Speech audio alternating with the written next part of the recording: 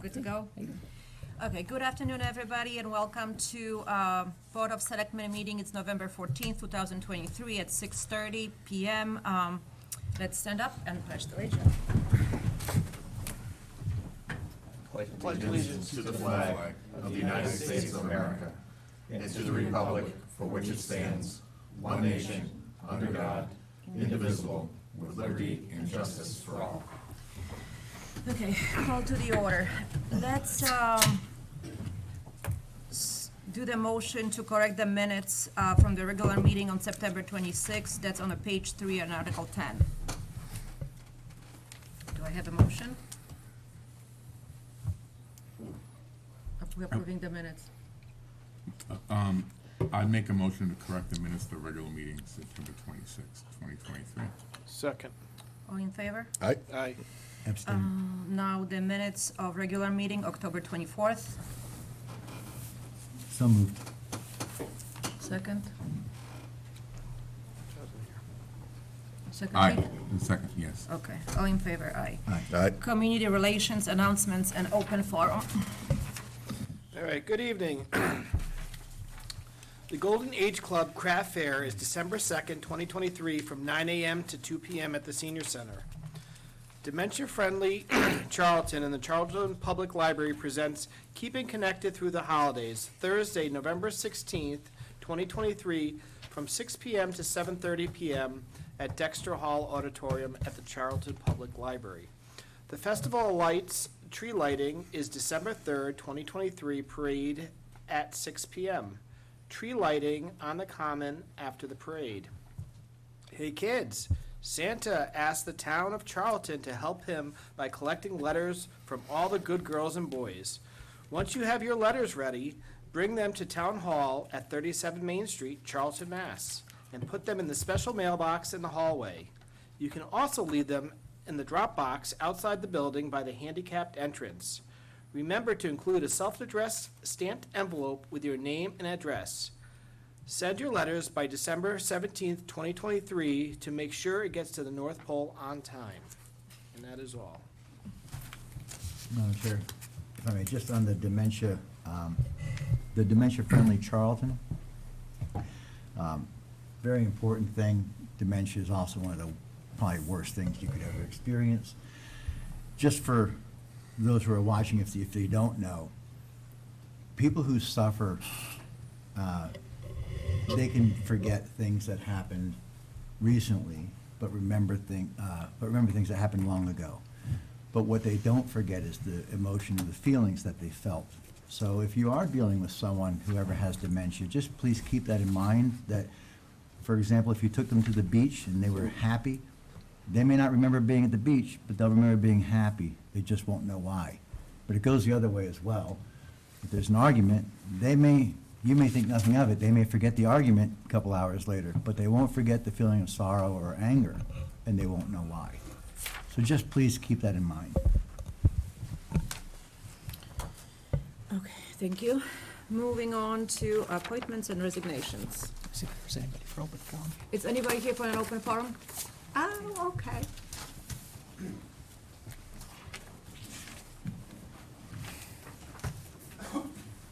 Actually was a terrific segue. I'm Sarah Gary, South Charlton Shore Road. I'm here tonight to talk a little bit more actually about our dementia-friendly Charlton team here in town. And thank you for the timely mention of our Alzheimer's program on Thursday. Some may be hearing about us for the first time. We formed in March 2022 with participants from the Overlook, Charlton Public Library, Police and Fire Departments, St. Joe's, Cornerstone Bank, Worcester Elder Services, Charlton residents like myself, and local Dementia Friend champions. Our goals are to increase awareness of dementia-type diseases, reduce isolation by providing memory cafes, support groups, and other opportunities for social engagement, We encourage and provide information sessions and training for businesses and merchants interested in offering dementia-specific support for their customers living with dementia. And our final goal is to build a network within the community. 2023 has been busy for us. We are large enough and stable enough to establish this year 501c3 status. We've had tremendous help from Julia Westwell of Cornerstone Bank in that regard. And we've also restructured into a team of officers and several subcommittees to further our outreach and programming. We've offered faith-based information sessions and training led by Kathleen Walker of the Overlook with the Methodist and Federated Churches in town. We offer a monthly support group which is held in Charlton Public Library. It meets the third Tuesday of every month, and that's facilitated by Gina Metris of Tri-Valley Elder Services. In addition to several programs, we've also set up with Charlton ID Department a document page on the town website where you can find out more about our program that's maintained by the Council on Aging. I'm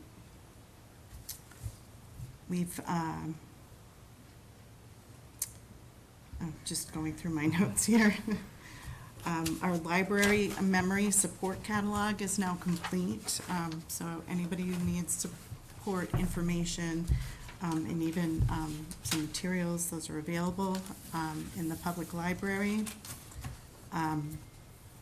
We held booths at the town health fair, at the Overlook Health Fair, Old Home Day. We had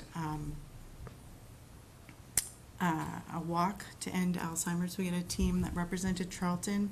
We raised a little over $1,600 for the Alzheimer's Association this fall. And looking forward to 2024, we're very interested in supporting town employees by offering an info session. And we're looking into providing training as well to meet the diversity requirements for professional development in that regard. Our fundraising and grant writing will start in earnest now that we have the 501c3 status.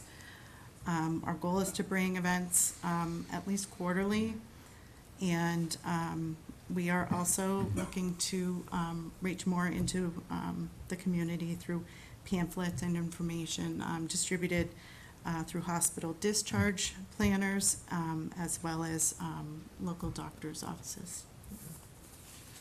Thank you so much. Is there any way we can help you? Anything? that we I might think do? spreading the word is probably paramount, getting the word out to people in town about what's available. So anytime you have something, a fundraiser going on, anything, if you would let us know, we can, publicize it on our own town social media accounts and a website, obviously, of course. Thank you so much. This is great. Right.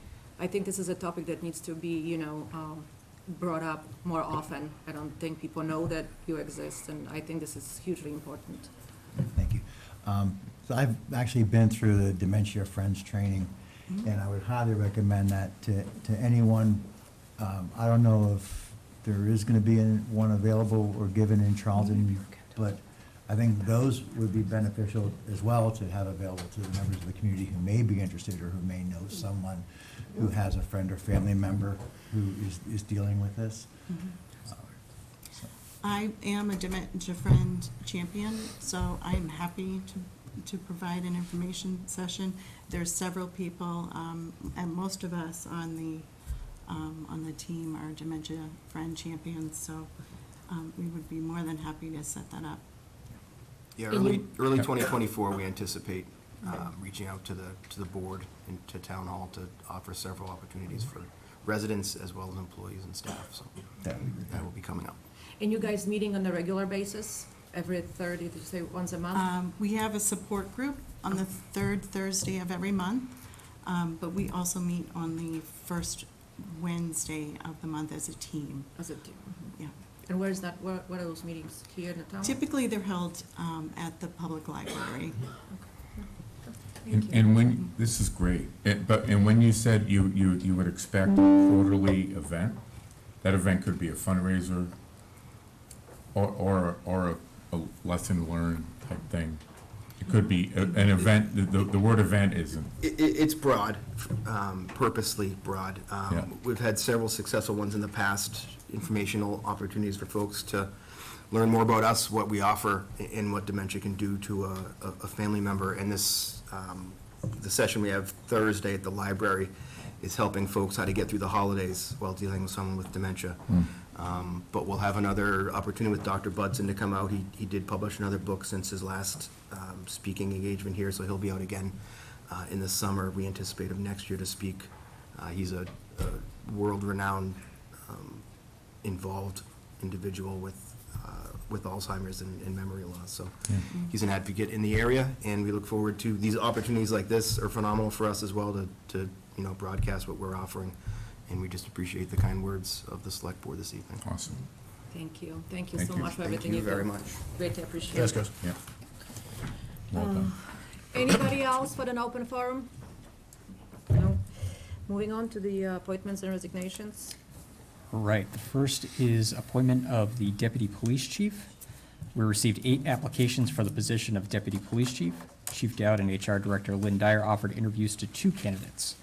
Chief Dowd would like to move forward with appointing Gary Mason to the position of deputy police chief. Gary is a lifelong resident of the town and has been a member of the police department since April of 1995. Gary has worked in the town, in the Charlton Police Department for 28 years. Gary has held a number of positions within the department, including dispatcher, police officer, detective, sergeant, and currently serving as lieutenant. The chief would like to move forward with appointing Gary Mason as the deputy police chief for the town this evening. The position would take effect on November 19th, 2023, and I'd concur with the recommendation. Good evening. Honor and a pleasure to recommend Gary. He's just one of those rare people that bleeds Charlton, both the police department and the community. So he's so well versed in town.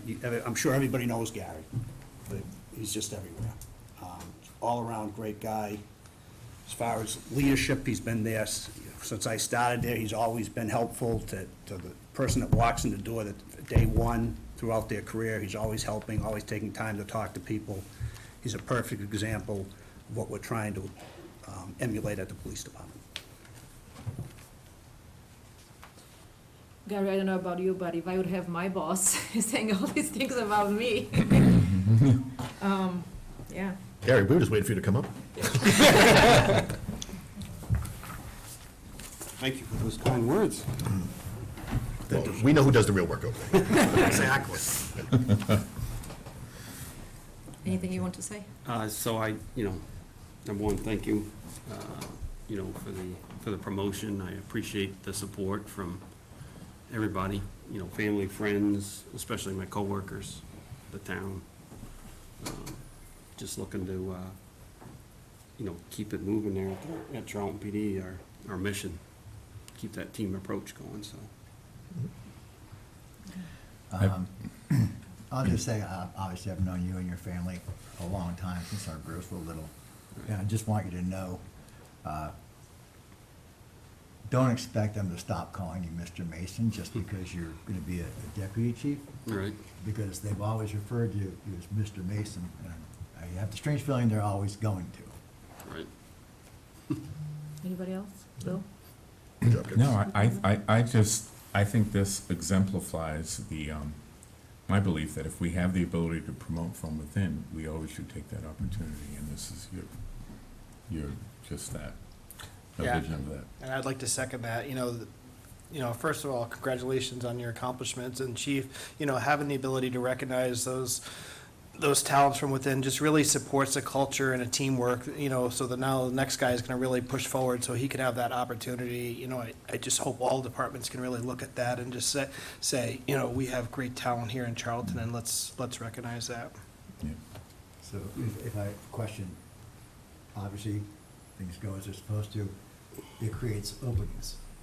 So do we need to have an agenda item for our next meeting to decide on a path? Because this obviously would create a domino effect. Chief, do you want to speak to that? No, I think we covered that. Yeah, there is, in a sense, there's a domino effect. Some things now, when we left civil service, we have to do a little differently. We sat down with the union and created a process for promotion for the position of sergeant, and there's a time frame on that where they want to have an opportunity to study and prepare, so I think they ask for at least 4 months. So we'll get through this, and whether we have to do something provisional, my plan is to have a staff meeting next week, but obviously, everything's based upon tonight, and I was hoping to get a big thumbs up from everybody, and then we move on to the next phase of, where we go next. But we do have a plan, but But that domino effect doesn't add any headcount, for sure. It promotes, No, it doesn't add, no. it could potentially Simply add means that internal At the bottom of the promotions. domino. Yeah. well, actually, Yeah. to be honest, Okay. it creates, it's a new position, so I would bring a patrolman in at some point. Likely, somebody would become a sergeant, likely somebody would become a lieutenant. It's just because of the time frame we have on the contractual, the position of sergeant, that kind of slows things down a little bit, but we'll get through it. We're gonna muster through it. Then you We have gotta a, fill in whatever's What left are from the open. bottom? But even after us leaving civil service, we still have to take 4 months? so when you left civil service, you had to negotiate with the union, which we did. And Yeah. we hashed out something, which I think is fair. They had some input, and we had some input, and we came up with something that we can all live with. Next contract, they may want to change that, but right, we got to play by the rules, Yeah. we'd all like to play Monopoly different, but we got to play by the rules, And so. it's important, right, that we give every member of the department the opportunity to prepare if they want to pursue advancements. Yeah. Yeah, no, I just want to thank you. This is very impressive, the resume, everything. Every email we get has a Mason in it, so it must be doing something right. And I just want to thank you. This town is a safer place because of you, and this is greatly appreciated. So thank you and welcome, and the new position, or? yeah, Well, we haven't voted on it yet. He hasn't got the thumbs up. Madam Chair, I'd like to make a motion to appoint Lieutenant Mason as Deputy Police Chief Mason. I would second.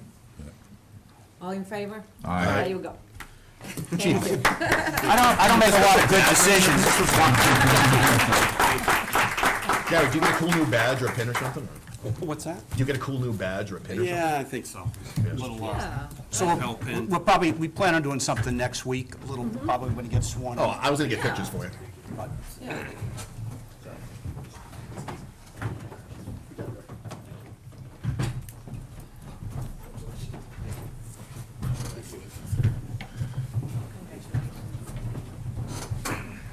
Chief, don't ask for anything else for work. Dan, that was easier than yours. I'm just- See you, Gary. All right. The Thank you, next- guys. And next to the resignation. All right, next we have a resignation from the Highway Department. Attaches a letter from Ron Schlonier Jr. Resigning his position from the Highway Department as heavy equipment operator, effective November 17th, 2023, due to accepting a position elsewhere. The board should accept his resignation, and a letter thanking him for his service to the town is in your folder. Okay, do I So have, moved with regrets. Second. all in favor? Aye, with Aye. regret. With regret. Now we're moving to the appointments. All right, 640 is a Yeah. joint appointment with the Recreation Commission. There's an opening on the Recreation Commission due to the resignation of Kevin Moran, who served on the board for 5 years, which the opening was posted per the board's policy. A talent bank form was submitted by Patsy Ridlack for this position. The Recreation Commission would recommend the appointment. The vote for appointment must be done jointly and by roll call vote by both boards. The expiration would be May of 2024 at the annual town election. Again, I'd like to thank Kevin Moran for his service to the community. In this case, the Recreation Commission should open their meeting and then consideration by roll call. Okay, do we have to open up our? You have to open. I make a motion that we open our meeting as of 6:50. I second. Do you have anything to say? Well, no, we will miss Kevin and his experience. We were sad to have him leave, but we're excited that we did have some interest. Thank you, Patsy. And that's, we'd like to make a motion to appoint Patsy. I second. Okay. All in favor? Aye. There you go. You have to roll call.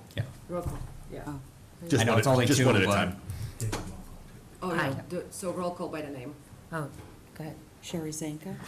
Diane Doherty, aye. Aye. Aye, right. Is it good? Is it good enough? David Singer, aye. Aye. Aye. Steve Cronin, aye. Pete Lance said aye. If I may, Patsy, maybe one of the most classic lines I've ever seen in a talent bank form. What we're doing? Special interest and skills, a little of this and a little of that. That's classic. Super. Well, when I'm 80, when I'm up, when you guys do that like recognition award, when the selectmen say, "Oh, she's been on every board in the town hall," that's gonna be my goal. There will be a So, goal. you know how you guys give that recognition and people, you're like, "Wow, she's done it." That's my goal. Are you aiming for the Old Home Day Every recognition? every single board, so. Thank you, Patsy. So, We all know what you can do and what you do Yeah, for this town, we so have- thank we you have- so much. Thank you for stepping up Yes. again. Thanks, Patsy. Just for clarification though, so the expiration date would be May 2024 at the town election, so you're gonna be running? Because it's elected position, yeah, if she wants to, she chooses to. She may. And She might Depends on not. if I'm good at it. She might run for something. all right, just clarification. Don't put her on the spot. All right, Thanks, thank you. Patsy. So now you have to guys close the meeting, right? You have to close Yeah, the make a meeting. motion that we adjourn at 6:52. I second. All in favor? Aye. Sherry Zanka, aye. Diane Doherty, aye. Thanks, Diane. Thanks, Sharon. Thanks, Patsy. Thank you so much, guys. Thank you. And congratulations, Patsy. We have to close their meeting. They have to close, do we have to close? No. No, No, we in it. Okay. No, they just have to close theirs. And now we have the tax classification hearing. All right, you are scheduled to hold a tax classification hearing tonight at 6:45. The Board of Assessors have provided you with information to help you in making the decision on whether to establish different tax rates or to continue tax all classes of property at the same rate by adopting a factor of 1. There are 4 items you will be asked to act on in order to set the rate. The tax rate, the small commercial exemption, residential exemption, and open space discount. The Board of Assessors are present to review the material and answer any questions that you may have. The chairman should open the hearing by reading the notice of public hearing attached below. The Charlton Board of Selectmen will hold a tax classification public hearing in the Town Hall Meeting Room 137 Main Street in Charlton, Mass. And via the Zoom. Passcode, phone access, it's listed on Tuesday, November 14th at 6:45 PM. The purpose of the hearing is to determine whether different or uniform rates of taxation will be applied to our various classifications of real property. The Board of Assessors will be available at the hearing to answer any questions that you might have. Input from taxpayers will also be welcome at the hearing. You're up. Okay. So you all received the packet? Yes. Can you pull that microphone a little closer to you? If you don't mind. Is that better? Much better. Okay. So I have the packet in front of me as well. I don't know if there was specific questions anybody wanted to go over before we, Any questions? Now, I would just point out the amazing increase from 1993 to 23, over 20 years of single-family home values is astronomical, from 307,000 to almost 1.7 million. yes. Yes, and the single-family values, I think it was very interesting.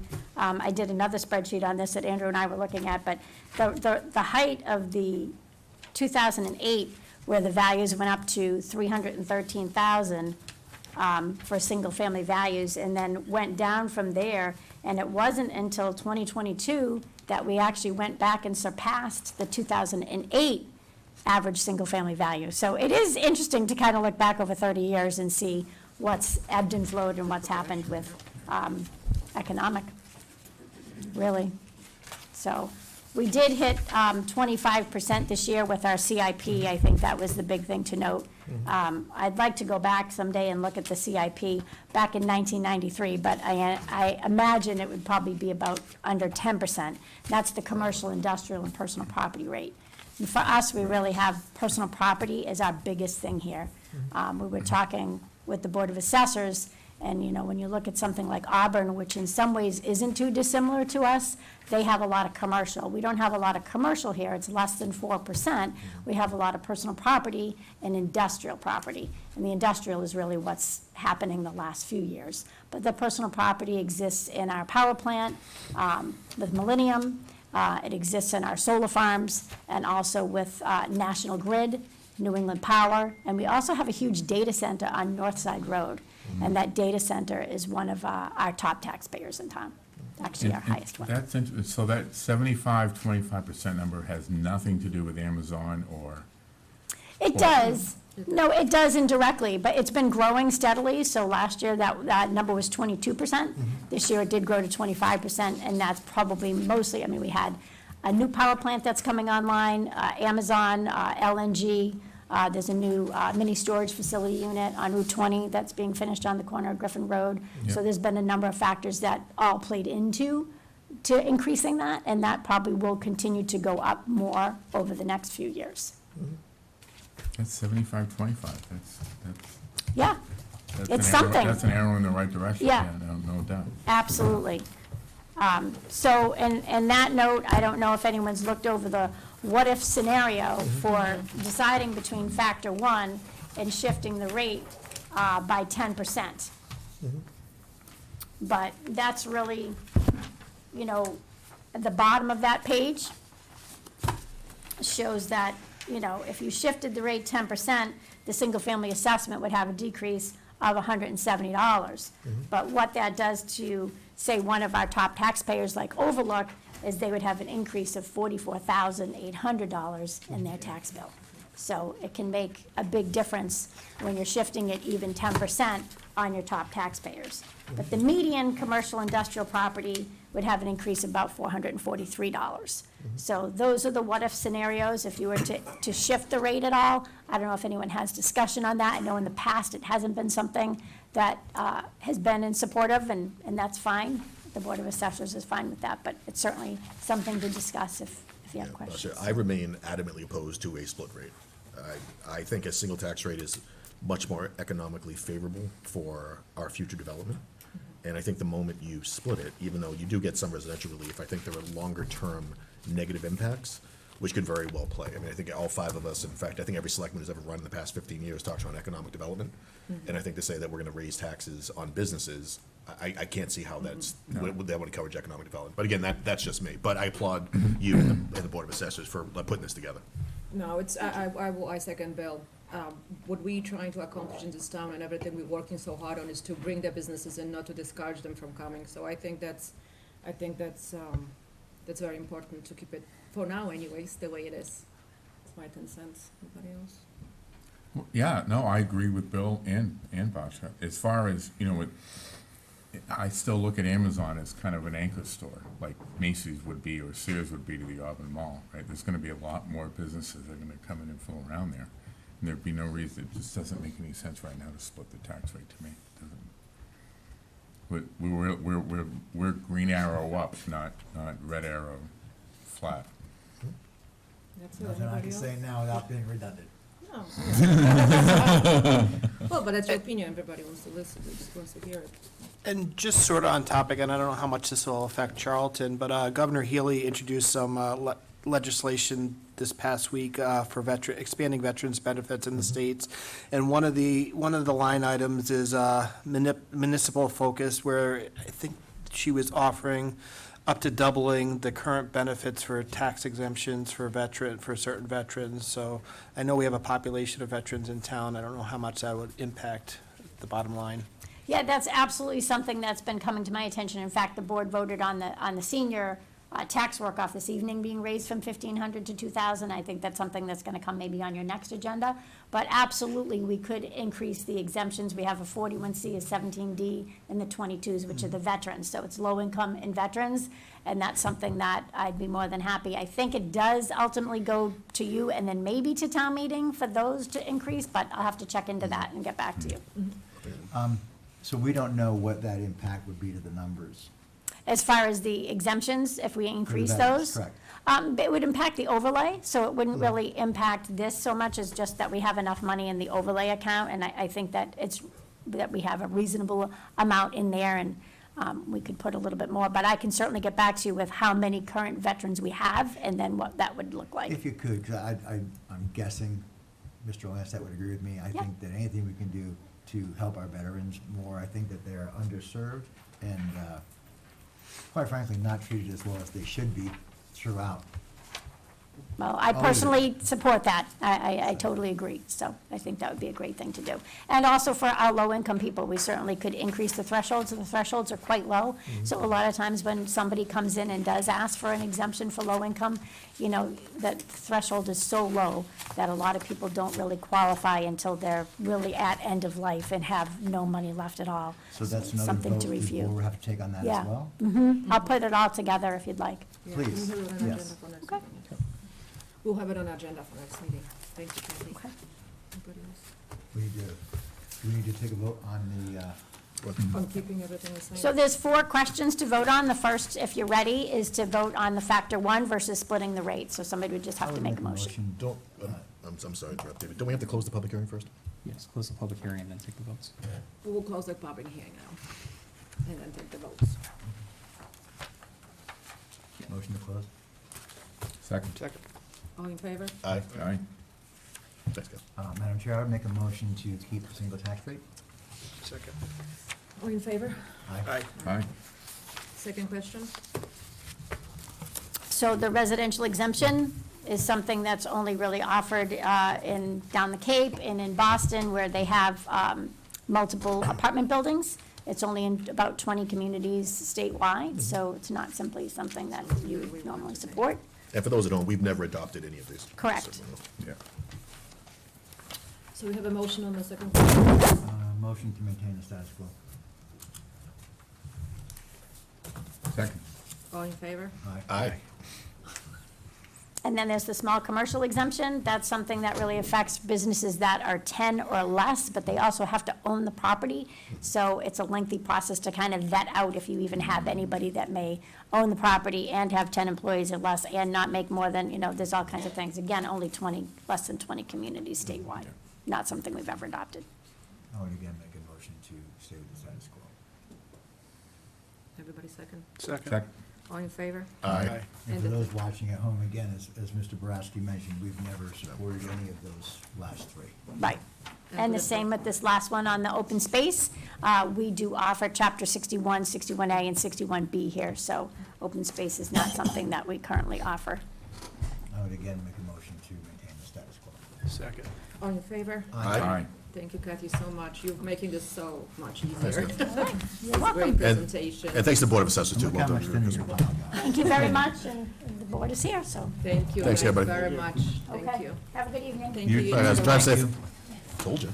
I'm just saying. All right. I know, yeah, got it. Now, Masha, now I have to go. oh, where's my images? All right. Now we're going to an open meeting, All right. or the public hearing. Hearing. Dangerous dog hearing. We have to open this. That's going to do this. Do we have everybody for that hearing? Christopher Bowen is not here yet. Should we do it sometime? What time is it on? 7? No, we're right on time. I'm sorry, Masha, who are we waiting for? For Mr. Pollen.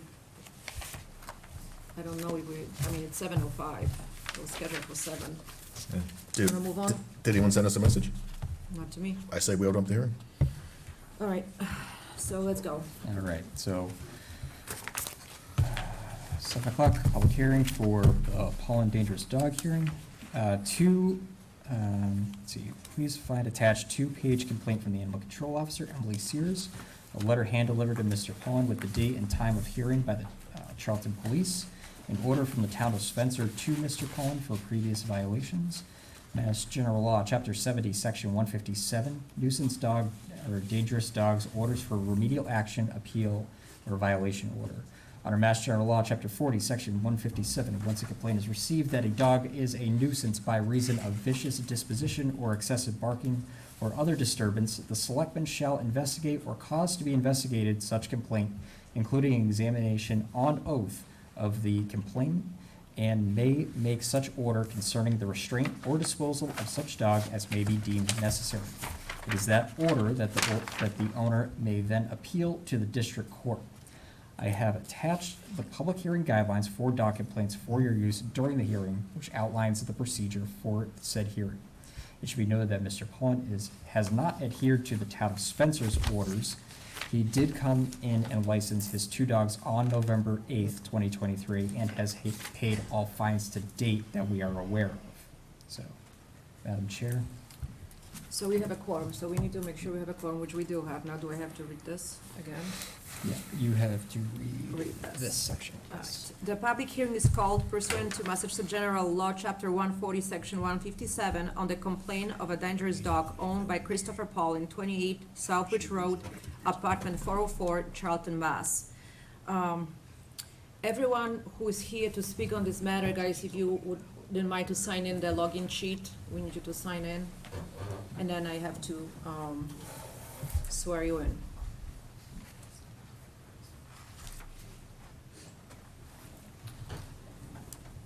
Madam Chair, should we have them announce their names when they're signing in, or? They only have if we to raise speak? they have to. Yeah, we have to do an swear official in. swearing. Okay. Do we have to sign up for this? I can issue the oath if you want. Can you? Yeah. Okay. Look at you, Andrew. It's a team player. What? It's a team player, not like some of us. What did I do? On strike, I was on strike, and others on strike. I'm on strike. Just a second. Oh. For a second, you.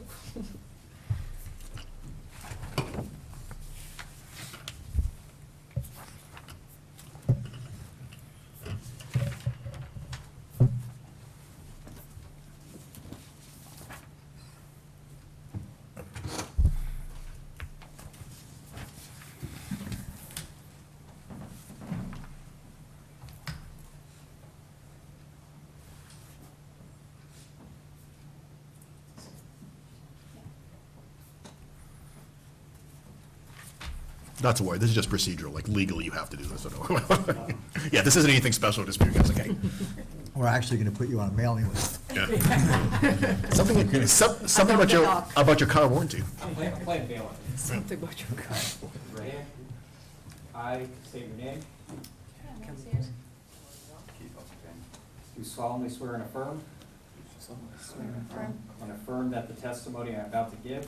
And affirm that the testimony I'm about to give In this matter will be the truth. in this matter will be the truth, The whole truth. the whole truth, Nothing but the truth. nothing but the truth, Acknowledging this oath under the pains and penalties of perjury. acknowledging this oath under the pains and penalties of perjury, So help me God. so help me God. All right. Thanks, Andrew. So now we to read the complaint. The complaint is lengthy, so I'm not gonna read the whole thing. Whoever is interested, we're gonna have it posted and we can give you guys a copy. So in a nutshell, between January 15, 2020 and November 3rd, 2021, Mr. Christopher Paul's dog named Puka attacked other dogs on 3 separate occasions, and that happened in town of Spencer. Mr. Pauline violated the order, and the Spencer Board of Selectmen held another dangerous dog hearing on November 22, 2021. We do have enclosed the Spencer's dangerous dog orders in the packet. On May 3rd, 2023, dog Kingston was attacked by Puka. Puka is a dog of the Mr. Pauline's dog. And that was unprovoked. The Kingston was, did do nothing to provoke that. AC of Flynn issued a 10-day quarantine for Puka and told Mr. Pauline that he needed to license Puka with the town of Charlton. This was the first incident involving Puka. in the town of Charlton, that's to our knowledge, Emily, right? That's how it is. On August 13, 2023,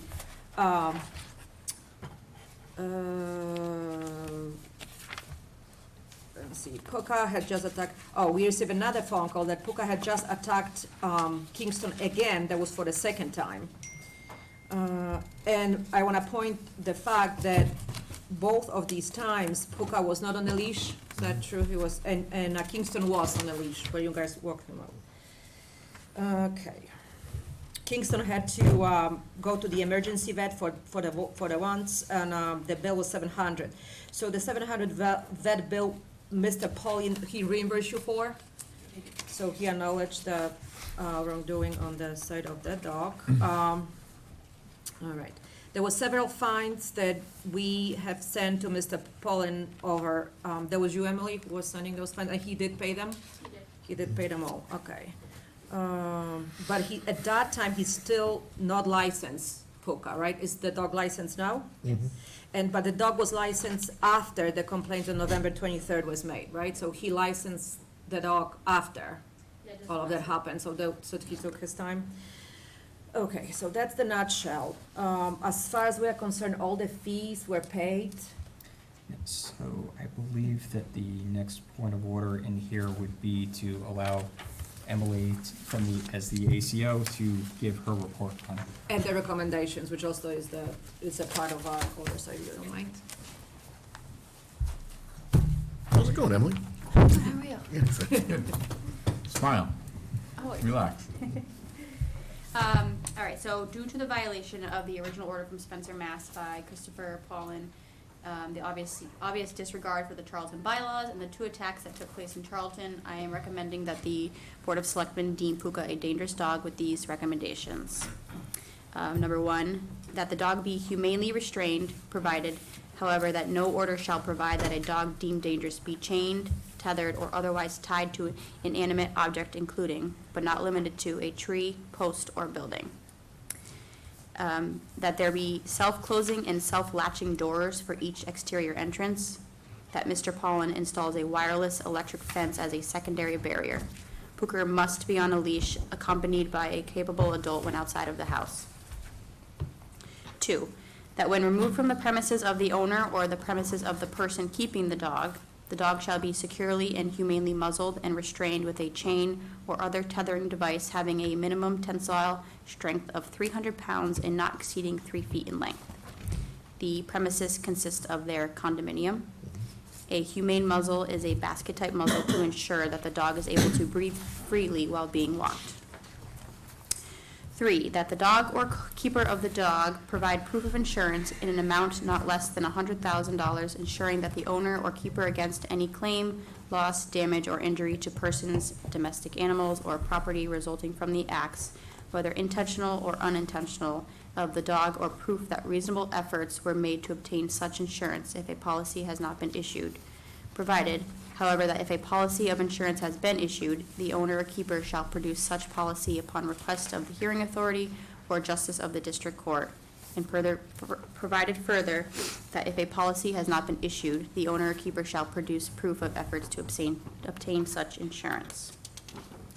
4, that the owner or keeper of the dog provide to the licensed authority or animal control officer or other entity identified in the order information by which a dog may be identified throughout its lifetime, including but not limited to photographs, videos, veterinary examination, tattooing, or microchip implantations, or a combination of any such methods of identification.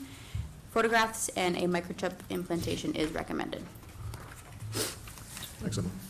So, yeah. I'm sorry, no, go ahead. Just so I'm understanding, so we are deciding or having a discussion on all those 4 points? Those would be the recommendations. Recommendations of the, okay, and then we're gonna listen to the So- complainant. What was you listening to? Flynn, Yeah. our ACO is also. Yeah, Before you discuss the recommendations, you should vote if you think that the dog is indeed dangerous or not. But it was already deemed dangerous in another town, and according to state law, that means it's dangerous in any town in the state of Massachusetts. that was our understanding. That was my question, because we went through this a couple of years ago, and once the dog's deemed dangerous, it cannot be relocated to another community. Well, it can be. It can't be ordered out of town. Right. You can't order it out of the town. You can relocate it. However, wherever it goes, number one, it has to be a person at least 18 years old.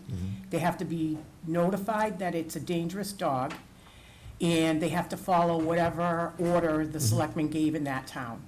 So he could relocate it, but it's a rigmarole. Madam Chair. So there's nothing stopping him from relocating again after our decision, just. Well, Right. he could, but, Madam Chair, if I may. If the dog was ordered, or, sorry, if it was relocated, isn't it incumbent upon the owner to have to, they're required to notify the town? There's nothing in the law right now that I says thought they there have to. was. Because when we I- did that, when we did that the last time, I thought there was a notification process. There's a notification process to the licensing authority has to be notified that the dog was deemed a dangerous dog in the town that it's in now. Unfortunately, we don't really have like a statewide tracking system, kind of, but if we have a dangerous dog and we know it moved somewhere, we notify that town where it moved, but we don't always know. Which is this Right. situation here. We didn't know that we knew that he had maybe moved to Charlton from previous owners' dogs that had been bitten. They just called up and said, Mr. Pollen moved to Charlton. We didn't know where, we didn't know when, we didn't have a phone number or an address, so. And then I think that opens up the other order.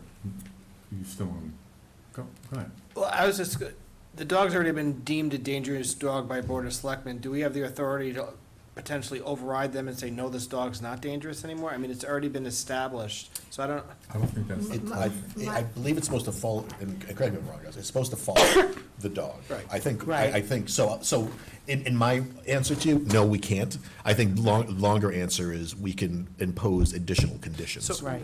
right, so I don't think we need to vote on whether the dog's dangerous tonight. I think that's already been established. The dog's a dangerous dog. Just for the conversation, what if And the- somebody our actually protocol, puts the that's it. dog Yeah, through right, the right. training or some kind of a therapy for dogs? I just wanna know, could that individual then go in front of you or us or whoever and try to Get the dog like get the dog deemed not not deemed? dangerous anymore. As far as I know, it has never been done in the state. No, yeah, oh, okay. So as far as I know, that you can't really undeem them a dangerous dog.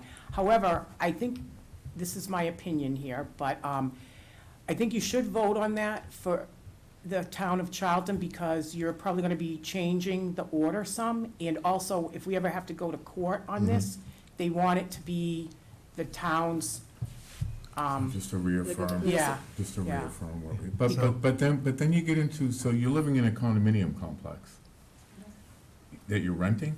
No, I own it. You own They're it? the complainant. Or So- they are not the dog owner. What's that? They are not the dog owner. They own the dog that got attacked. Yeah. The dog owner did not come tonight. Madam Chair, Yeah, are you willing to cover the insurance for the dog owner? Why would, why would they do that? respectfully, They would Mr. have to. No, they No, wouldn't. respectfully, The Mr. dog owner's Cronin, responsible.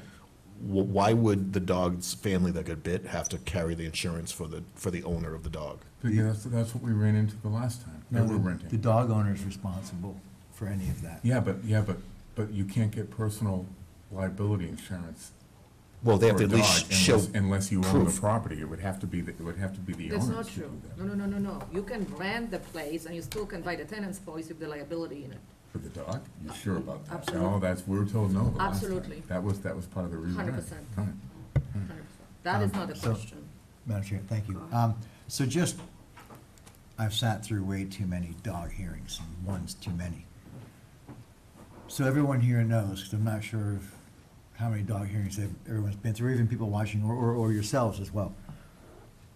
After the board takes its action tonight, just assuming the board motions and votes to approve all the recommendations, should there be another violation, should there be another dog incident, what would the next steps, what are the potential next steps? Because if I'm not mistaken, at some point, there is at some point, the euthanasia of the dog. And I'm sure everyone is aware. And I'll just state, having been through too many of these, I'm not a personal believer that dogs are inherently bad. usually, it's not the training of the dog, usually it's the training of the owner. And an owner failing to be a good dog owner and training their dogs. And it's usually the dog then that suffers the consequences of a bad dog, which is unfortunate. So does, my understanding of that whole statute is that there's three options. It's disposal of the dog, like Selectman Singer said, and then removal of the dog from the town within 10 days. That's also an option, according to that mass statute. Is that true? So- And then continue with Okay. restraining. Yes, okay, there's no, Those ones. yeah, so disposal of the dog, I don't think it's euthanasia, I don't think you have to do it within 10 days. I don't ever remember reading that in the law, because they have 10 days to appeal it in court. So if you already euthanized the dog and they're trying to appeal it, that would be, but, and we can't, you can't order the dog removed from town anymore. They took that out of the That's law, all. yeah. So, No, Bill, you cannot euthanize the owner. what we tried to do in this too is hopefully put some of the recommendations in so that we're trying to make it not so dependent on the owner.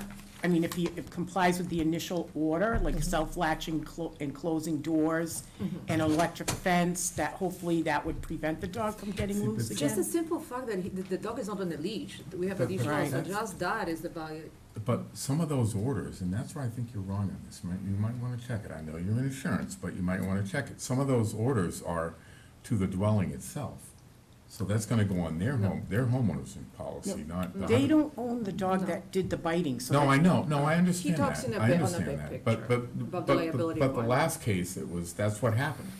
The guy said, I can't, the owner of the dog said, I can't get insurance because the landlord won't. But in that case, they don't The have to. landlord They might don't have prohibit So it. it says right in here that if they cannot obtain insurance, they will not be on you. It says right in here, if they cannot obtain insurance, they simply have to document for the That they dog could officers that they So- did make an attempt Okay, to do so so. there is no such a Just- thing, there's always insurance for everybody in the state, period. Just- It could be the requirement of the landlord that is not allowing a specific breed of the dog or a dog in general, but that's to the landlord. But there's no such a thing. With that said, he can move to another apartment and purchase the insurance. Well, they own the condos themselves, they just don't own like the. Right, they have a communal master land. policy on the top of it, and they have their own condo policies Yeah. that would So, have ju- with the liability. Just for clarification, do you own the unit that you live in, or all the units at that location? The unit. So they only own the one unit? Right. So do we know if the dog owner rents or owns his unit? I think his mother. As far as we know, he lives with his mother who owns it. In either case, even if he owns, he would have a condominium policy. If he doesn't own it, he will have a tenant's policy. In each situation, he's by all means allowed to buy it. 100,000 is, it's not even, now it's a half a million that people are buying for $200 a year. So that's how little that costs. There's So no also- such a Not, thing. not for dangerous dog, that goes to a special. The Yeah, only well- dangerous dog that the company, what a company does, the insurance company will do like Mass Property, which is a state agency, Yep. they will exclude that specific dog on those promises for the biting. As long as this is documented and the breed fits in it, they will insure it. There's also, Madam Chair, if I may, there's also a risk to the actual owner that they rent from. If I'm not mistaken, I know someone else who shall remain, not me, but someone else that I know was in a similar situation where it wasn't even their own dog. But someone was over their home with a dog that then bit somebody. They then wound up filing a suit. Once their insurance company found out about the suit, even though it wasn't even his dog, Right. and the dog didn't even live there, his homeowner's insurance revoked and said, we will not insure your home. They could do So, it after. right, so there's also a big risk for the owner of the unit where the dog is being What housed. I'm confused with is there's also a second layer, the condominium association. Because they have, right, they have a master policy which also have built in the liability coverage. So potentially all these parties can be pulled into the lawsuit. So my question is, because that's what I read in all those pages, that you guys did contact the condominium, right? And they did not respond to your questions? I did not Very, respond. very few. They didn't. Right? Yeah. Yeah. Just my 2 cents, I don't think this board should get too hung up on the insurance. I think Right. we can simply, in my personal opinion, all these conditions are more than reasonable and fair. The gentleman, Mr. Mullen, has the opportunity to appeal or do whatever he wants to do on this, and if he'd like to, then he can. But I don't necessarily think this board, and again, I mean that respectfully, should get into the details of what home insurance does or does not cover. That's really, in my opinion, that's not my concern. I just look at it to say, these are reasonable requests. If a judge says it's not, then the judge says it's not. But until then, I think the ACOs have done a great job, and I'm actually generally curious to hear what the complainants have to say as well. Yeah, I was simply going to say, obviously, if you have any comments to make, you're welcome as well. To Mr. Borowski's point, the dog owner would have a right to appeal, obviously, but the dog owner also had a right to come this evening and chose not to. I would make a motion that we accept the Well, recommendation. first, we should see if the complainants No, we have need any to hear comments. from You don't them. have to speak. If you don't want to, it's up to you. Yeah, we do have a statement that they want us to read on their behalf. She said she Oh, could. you want to read it? Okay. You got it? Kelly? or no? Yeah, come up. Okay. Just need your name and address. We work for you. All right, so I just kind of recounted my family's,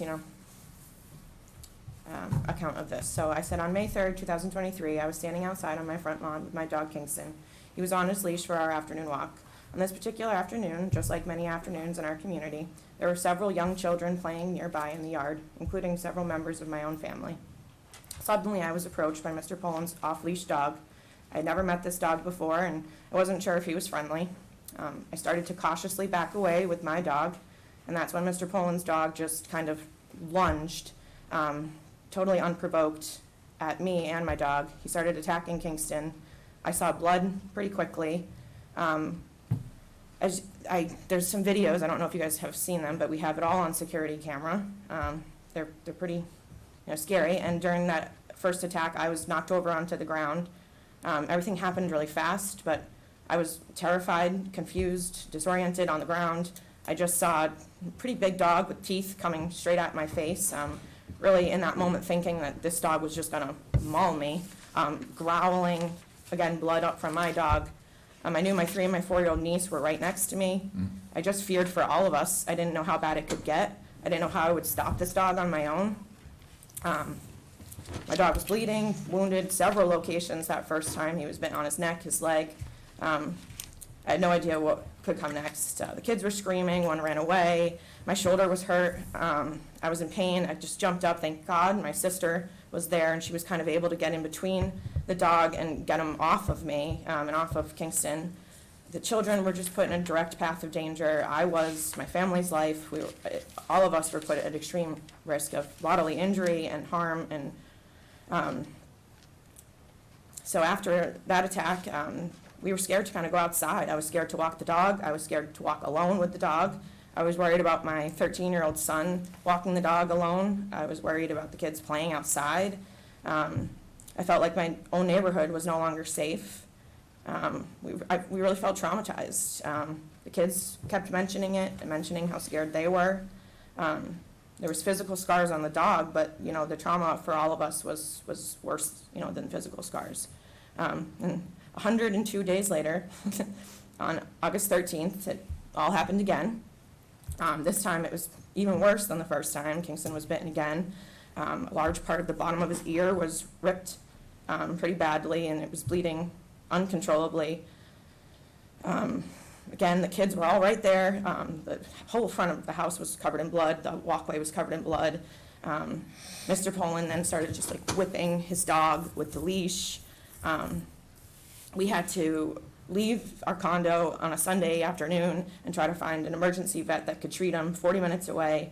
The car was covered in blood. Towels were covered in blood. My dog was crying. It was just really scary. Certain places weren't open. It was terrifying. Again, that attack was just completely unprovoked. Mr. Poland's dog just came out of nowhere, lunged. This time, Keith was walking the dog, and he was kind of pulled backwards. His toenail ripped off, so his foot was bleeding and sore. That was, twice in 4 months.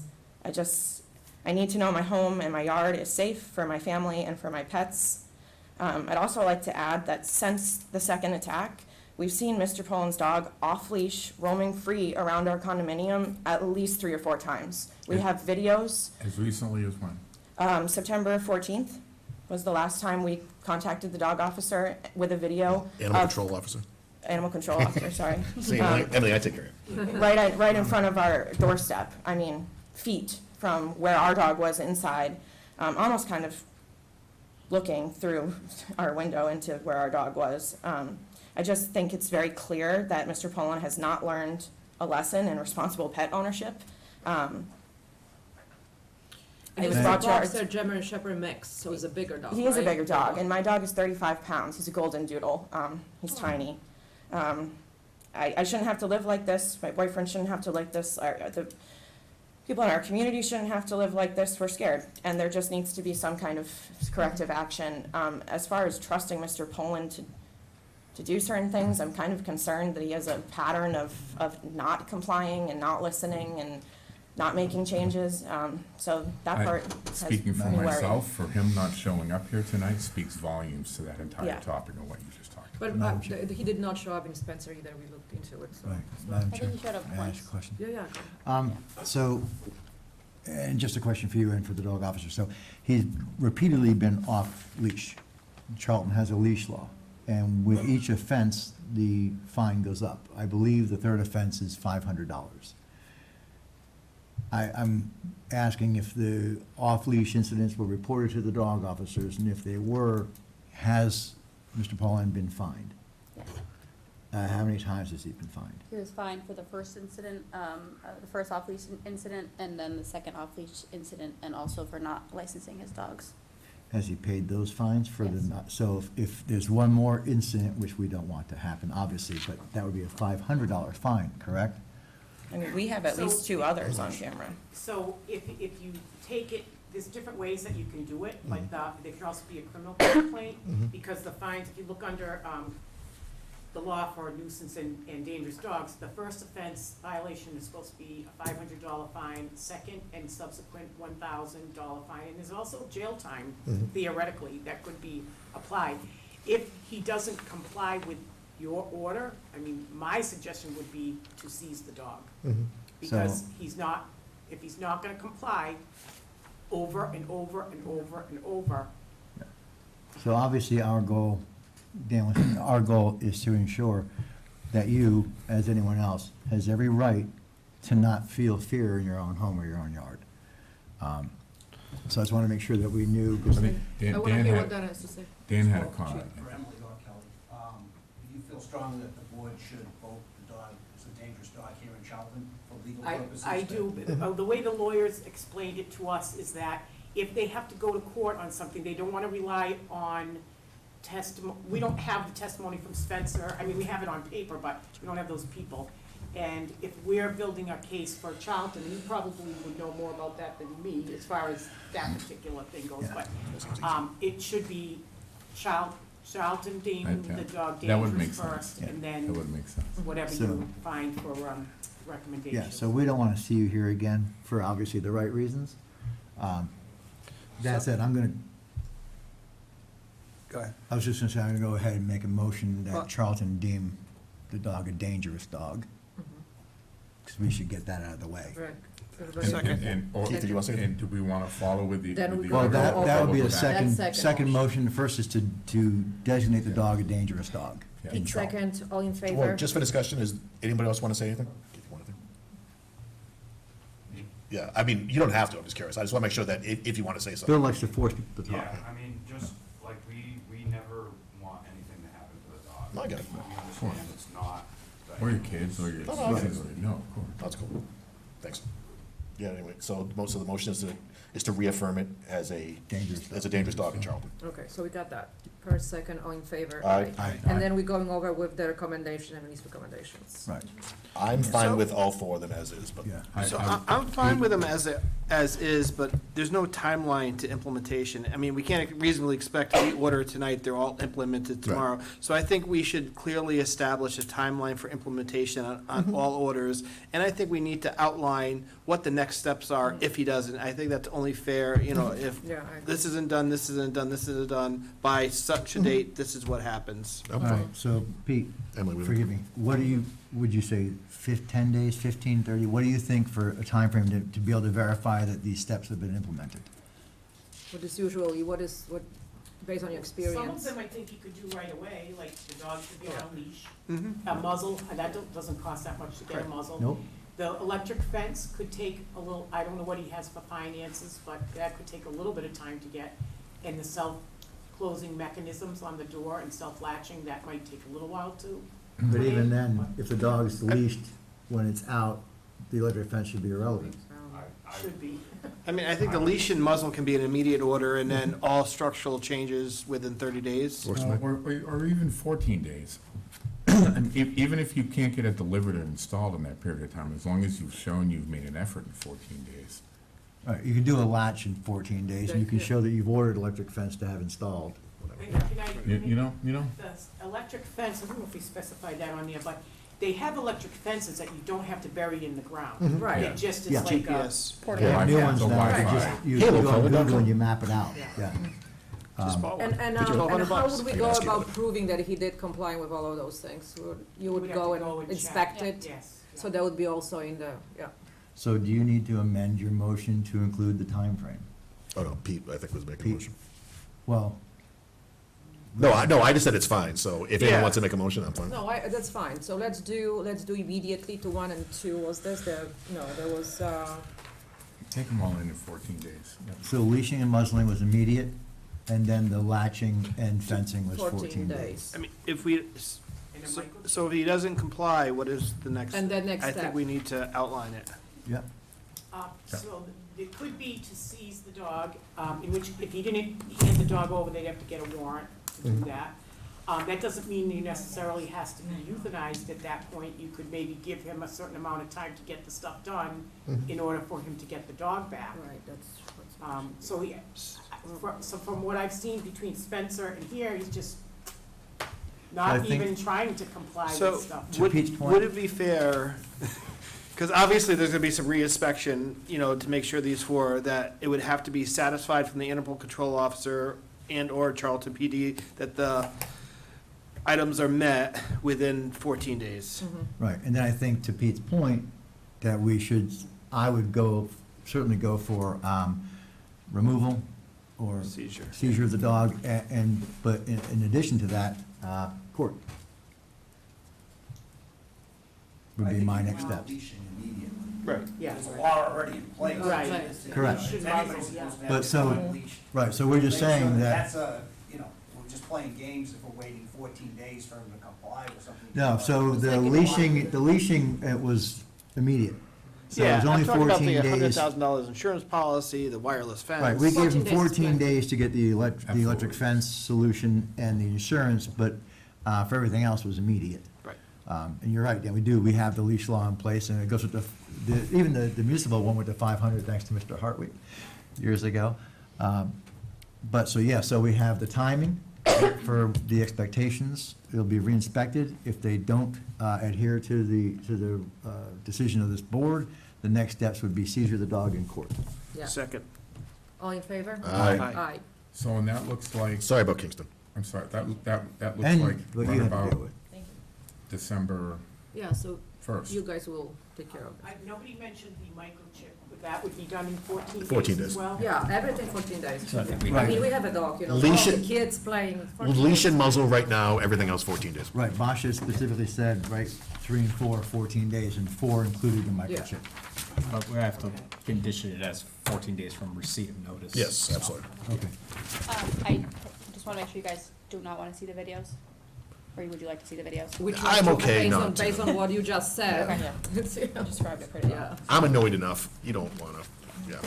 No, guys, I'm sorry you feel that. We will try to Thank you, I appreciate you guys. correct it for you. Thank you. Yeah. All right, so Emily, be in touch with Andrew and figure out what we need to do, and we'll take it from there. Yes. I'll be back in 30 seconds. Emily, and thank you for your hard work on Oh, this. you're leaving Thank you, for- thank you for Okay. allowing And I'm- That's a yeah. lot. Helen here Smart too. man. Yeah, right, thank That's a lot. Thank you. For anybody on Zoom, is there anybody here for the full hearing from National Grid or anybody else? Thank you.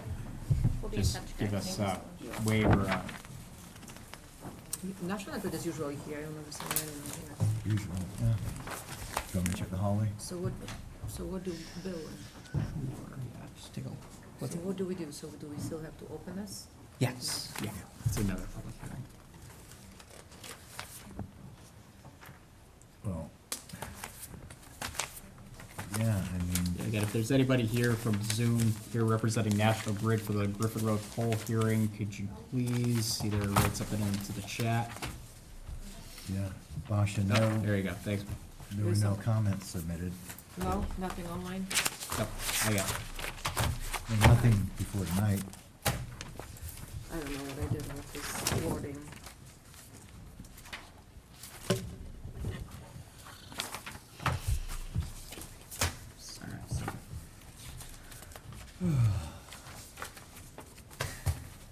Alright, see Bill coming back.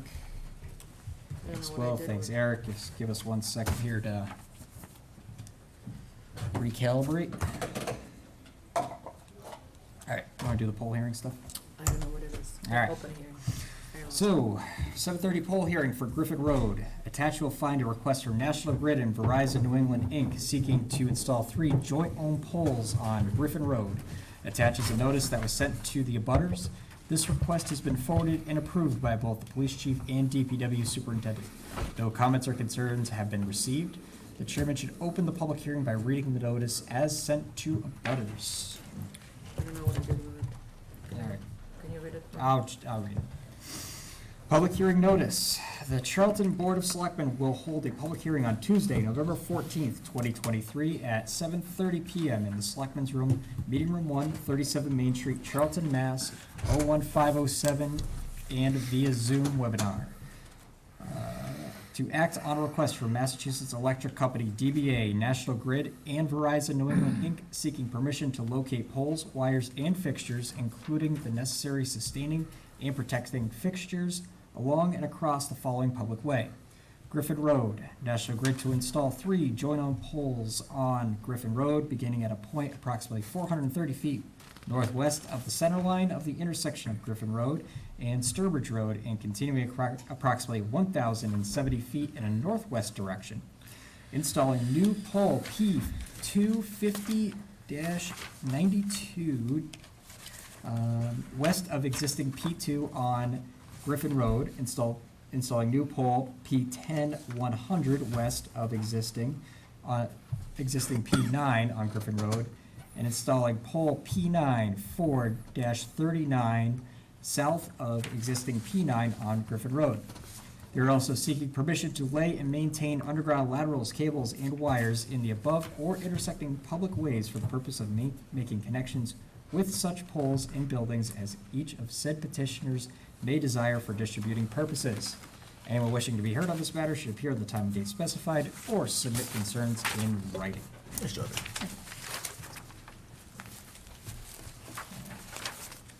So now, petition's open, solicit anybody from comment. I believe there's 2 people from National From Grid. National Grid, yeah. Yep. Okay, great, I'm fine.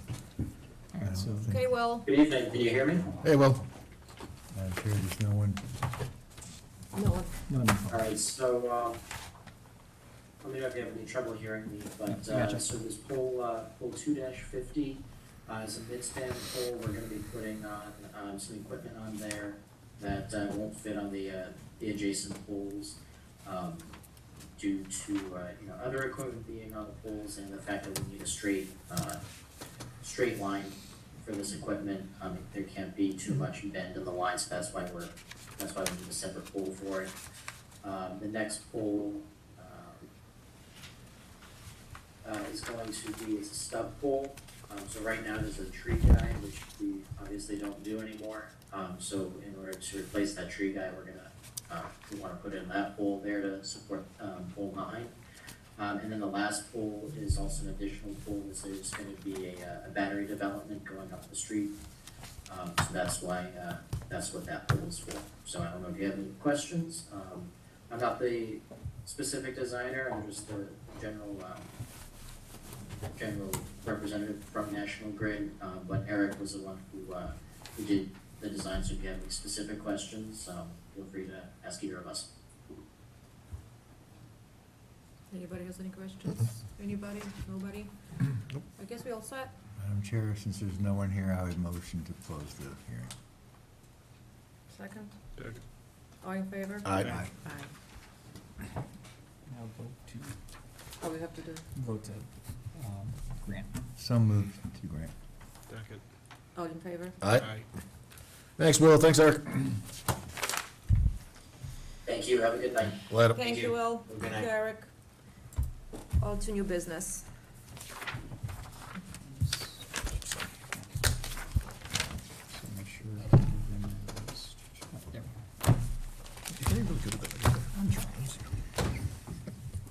All right. The next is Winter Wash Sand Bid Award. Winter Wash Sand bids were opened and read on October 28th, 2023 at 10 a.m. 2 bids were received from Hilka Construction, Inc. and Mass Broken Stone Company. After reviewing the bids, DPW Superintendent Peel is recommending the board award the bids to Hilka Construction, 73 Potter Village Road, Charlton, Mass. In the amount of $19.95 per ton delivered.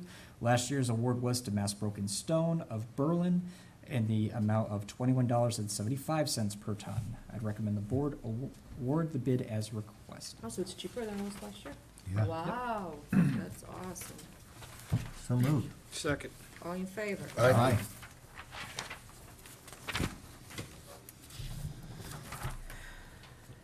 Space lease for senior center. So recently I was contacted by representatives from the United Methodist Church over at 72 Stafford Street who had expressed some interest in a leasing space that was available within their building to use as a potential senior center. The current available space that they have includes 1,600 square feet of function space, 300-foot kitchen, commercial kitchen, and ADA accessible restrooms, and about 5 216 square foot office spaces. The Council on Aging had toured the space and requested the town further pursue consideration of something along this line. If authorized by the board, the town would have to issue a request for a proposal outlining the space needs of the senior center and any other conditions that it's looking for, and invite any property owner that may meet the outlined space requirements to submit a proposal for consideration. Those proposals could then be evaluated by the Council on Aging with a recommendation to be made by the Board of Selectmen if they felt at that time it was in their best interest to proceed. A request to fund the lease would then have to be placed on a town meeting warrant in the spring in order to move forward. So essentially, just coming to the board to say, just knowing that this potential path is out there, is this something that you may want to pursue, or just getting the feeling of the board? Right, so this, and correct me if I'm wrong, this is not, what I'm looking for. It's not binding. Yeah. It simply would open a process so that we could see competitive bids along with their own bid, and then we would make decisions. Right, yeah. And just to clarify, there's no cost associated at all with this to the town? Other than just the advertising cost? I'm all of it. Went to see it, it's all for the bidding, I'm all for it. Everybody? Actually, there's 2 points on that. I went with Basha and Andrew the other day, and I was really impressed. It's I've never been inside that building. It's built out, it's beautiful, it's ready to go. You just have to literally move in. What's that? Move it already. There's some questioning about separation of powers, and Yeah, all that well, side there is But that. they I willing mean, if, to- taxpayer dollars going to a church, and then, This is just for an open bid. Right, for so Yeah. at this spaces. point, This has we're nothing just to do- saying, Yeah. at this point, we're just saying, we are aware of a building that may meet the criteria that we're looking for. But we're not coming in and saying, this is the path, this is the way that we're going. We're saying, this may be an interesting way. Maybe there's a place that even fits that It's better. requirement even Once better. you open the bid, because you legally, you have to, you could have 10 other places go, well, we have a facility that's great too, Right. and it meets the specified Yeah. criteria. No, I think Steve was just trying to make it clear on the Yeah. people that are watching, Yeah. so, because not everybody knows that this is something that we approaching, for lack of a better word. Because we have a lot of financial demands this year. We have a fire station that needs to be funded, a school budget, so this would be in addition to that, and coming up with additional School funds. is Right. not gonna be a fun one this year. So, but I We're would not also, looking I would also need to, be convinced that the Council on Aging and the Senior Center group actually would want to move to Stafford Street. They want to, if they. Or whatever. leave- Or I'm not- Or whatever building. Right, all of that's eventually part of the discussion, but this is simply to give Andrew direction on whether or not to seek, put That's out, it. a request for bids and criteria to see if it's met. Yeah, that's all. It's a nice building. It's a beautiful building inside, and it seemed like they needed help, and their congregation is dwindling, just on that. know it's gonna go to public bid, but just for their, So what do you need for us? So you just don't looking own the church, do for you? affirmation from What? the board to You allow me don't own to. the church, right? All right, we're good. I always want to look for an affirmation from the board to allow me to go through the bid process and potentially bring something back to you. So you're requesting a motion. You have our blessing. Yes. So he wants a motion, I'll give you the motion. Second. All in favor? Aye. Perfect, thanks. Thanks, Andrew. All business, Nothing for old business. policy review. All right, so as requested by Selectman Singer, attaches a draft policy and procedure for the setting and addition of town meeting articles to the town warrant, town meeting warrants. The draft policy and procedure follows in conjunction with provisions by both the town bylaws and Massachusetts Board of Selectmen. It's included herein for your review. What are the wishes of the board? Thank you. It's simply a request to add this to our policies. I think it's self-explanatory, what it would ask us to follow procedures. I'd make the motion to adopt it if somebody wanted to second it. Second. Yeah. And it's just an addition of a policy. Yeah, so it's good. So the first part of it, this is taken from the bylaws, pretty much from the general laws. And the second Right. part, more than anything, is from our book. Yeah, so I should note, so essentially the first two paragraphs are kind of pulled right out of the town's bylaw and the setting of meetings and the petition around kind of like that setting of the order. The third paragraph was actually taken out of the Massachusetts Selectmen's Handbook for the most part, as far as how they identify the opening and closing of the warrant period. And then just that last portion from the request of warrants to be submitted to our office, that's essentially based off of recommendation that I've heard from the board over the last meeting, kind of what should be It's included. basically a compilation of the state, town bylaws, basically putting everything into one action. I agree. It's always better to have something in place so there's no commotion. I agree. Do we have a motion? Yeah, We had a motion and a second. All in favor? I have a question for discussion. Mhm. There's one line in there that I just want to talk through. It's the second to last line. The opening of the warrant and addition of articles during this period further requires a unanimous vote of the Board of Selectmen. Is that all in attendance? Is that all five? Would it be easier if you had a supermajority?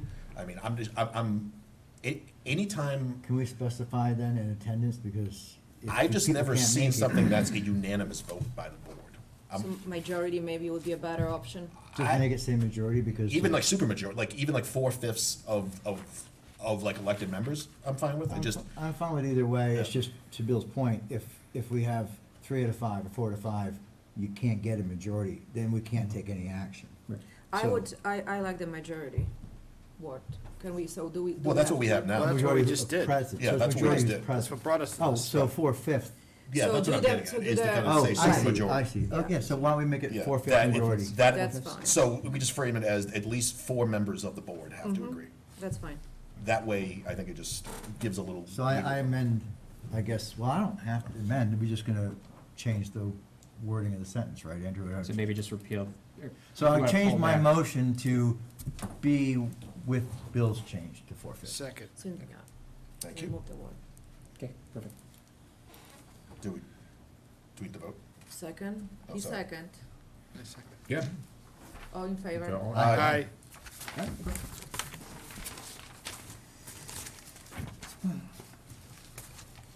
All right. Town administrator. No report. All right. So I know that there's been buzz around the transfer station, so I always want to give that the plug it deserved tonight. So we did have the benefit of using the Oxford Transfer Station free for residents as a result of the settlement agreement with Casella over the last 5 years.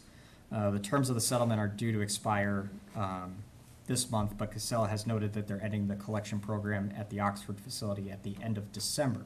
And this is, and after that, they're only going to be accepting commercial waste at that facility. Even for Oxford? I mean, that's like. Yes, yeah, it's so just- they've it's never over. actually accepted the residential trash for Oxford. Oh, It was- seriously? It was only for Charlton. Oh, you know what's funny? I didn't know that. Yeah. Oh, right. So, and it was only No, Saturdays. Saturdays. Saturday. I honestly didn't know that. Yeah. 9 to 12. This is on Route 56, right? Yeah. That's the one at 56. So we were trying to work on plans as to where to direct residents that regularly utilize the service who may not be willing or able to contract with the trash hauler, understanding that there's really no option for us to do this at zero cost. We did reach out to the town of Webster, and they did affirm that their facility that's over on Cutworth Road is available for Charlton residents. There is no sticker cost for the use of the facility, but the cost for fees is $5 per 30-gallon bag and $4 per 13-gallon bag. And then there is a discount rate for seniors who utilize, I believe it's maybe 3 and 2. General use bags are accepted, and then additional disposal fees for bulk items are also on their schedule. I'm also continuing to work with the Board of Health and also right now talking with the town of Spencer. They're at a spot right now where they don't currently accept outside residential trash, but they are close to a threshold that would afford them additional grant funding from the state. So they've seen a decline in use of their transfer station over the last few years. They're kind of vetting it to see if it would be of any benefit to open it up to us. The only downside, or maybe more difficult, is that they run they do have a sticker fee. It's a $75 sticker fee. And after that, you do have to purchase their bags. So we'd have to, if we were to go in that direction, we'd have to look at, are there places in Charlton that could sell bags? Do we direct them to all the places in Spencer to pick up bags? And, overall, is that something that's going to be utilized, considering the Oxford facility was only getting about 200 residents usage on average when it was absolutely free. So, Andrew, safe to say, the old saying, right, there's no such thing as a free lunch. The free option that's been available to Charlton residents has not been there forever. Mm-hmm. This was a short term, and in the grand scheme of things, it was a short term benefit to Charlton residents, and it was welcome while we had it. And just to those who may have utilized it instead of other services, it's good to know that Andrew is working on trying to find an alternative solution for you. Thank you. Going above and beyond. Very much above and beyond. Absolutely. I don't think I knew the number before. I think I asked, but we didn't have it, but you said 200 residents on average. So That's what they noted, yeah. 4,000 homes, 200 people. Not a lot. That's not a lot. No, but it does impact, of when you course think it of, does, yeah. if everybody at town meeting was looking for a resolution to something, that'd be a unanimous vote, so. Yeah. Try to think of it as that, so. Yeah. All right, so, moving out from that to business roundtable. So on October 24th, EDC held a business roundtable discussion with some of the local businesses to discuss kind of the opportunities, challenge, try to get some feedback as to how we might be able to do better within our four walls here. And some of the biggest takeaways that we got was the need for some sort of business community group to actually have some regular communications with the town, kind of like a business voice where, they know that, they could invite whoever they needed to a meeting and get some of their questions answered. So, talking with Matt Power from Underground Vital and Kara Holland from Edward Jones, they're now trying to spearhead an effort to form this group with members regularly at the Charlton Public Library. I just saw something It is tonight. happening on I the saw 4th that- I at saw it today, 6:30. too. Yep, so They 4th already at- posted. Yep, 4th at 6:30, so any business owners in town that are interested in joining this group, definitely looking forward to working with them, but hopefully they get plenty of representation. It's gonna be the Charlton Business Alliance. Yes. And then just wanted to plug a quick thank you to Bay Path Automotive. You guys got the note from Chief Dowd noting that during the all boards meeting, the Charlton Police Department experienced a blown engine in one of their cruisers. The department reached out to Bay Path Automotive, who was able to procure and replace an engine for their cruiser and perform the installation work at the cost of just the materials. And just want to thank the Bay Path Automotive Department and Vocational Administration for their assistance with this project and utilizing such a value, and to the police department just for utilizing that resource. And maybe it wouldn't happen if Dan wasn't racing that cruiser. Oh, just kidding. Or check the oil before you're in. What's that little orange light mean? What's that? All right, that's it. And what I do have, other business. Yeah, Basha, just one quick thing. I forgot to mention this earlier on, just a reminder about the holiday parade and the tree lighting, December 3rd, 6 PM. I'm sure we'll be talking about that a lot more. Oh, did you say it? Yeah. Oh, I'm sorry. Mary sent me a text. Forget it. And Sorry, Pete. Normally I pay attention to you, I'm not gonna lie to you.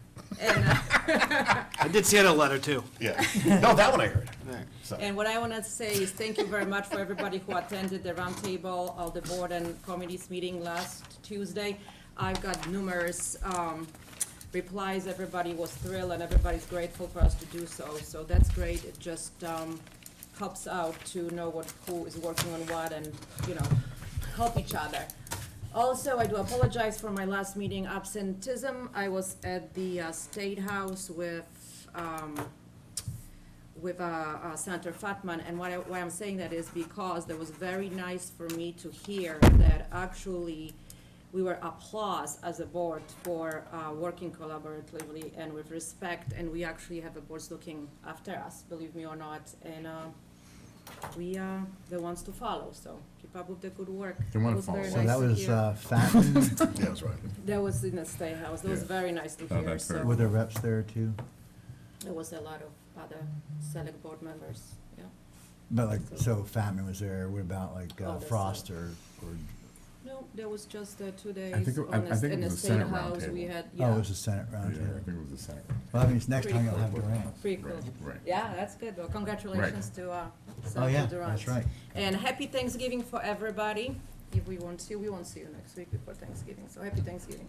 Enjoy it. To you all at home, to all the town No residents, executive session? ourselves. I thought we had an executive. No? No, Oh, they canceled? we all, Yeah. we all done. Nice.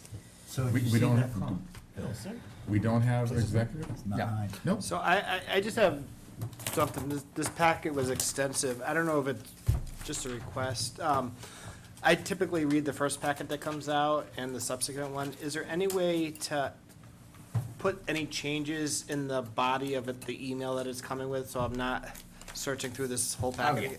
And so you know where to look in this? Yeah, so I mean, like, I'm like, oh. Yes, Andrew, I will note any shame. changes. This was Yeah, a that- thin that's- packet.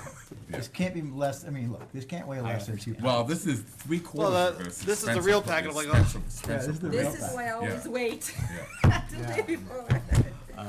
This is what I get for trying to fill Mary's shoes in a brief absence. So. See? That's why she runs things. No, I mean, I try to read it Thursday over the weekend, and it usually comes out Monday evening, and Yeah. trying to find what's different. Yeah, not a problem. We'll correct. I'm not sure you can correct shred that. this. So we all set. Just need a motion to adjourn. The motion to adjourn? Some of, Second. All in favor? Aye. you might, this is like, Hey, everybody. you don't have a shredder big enough to handle that.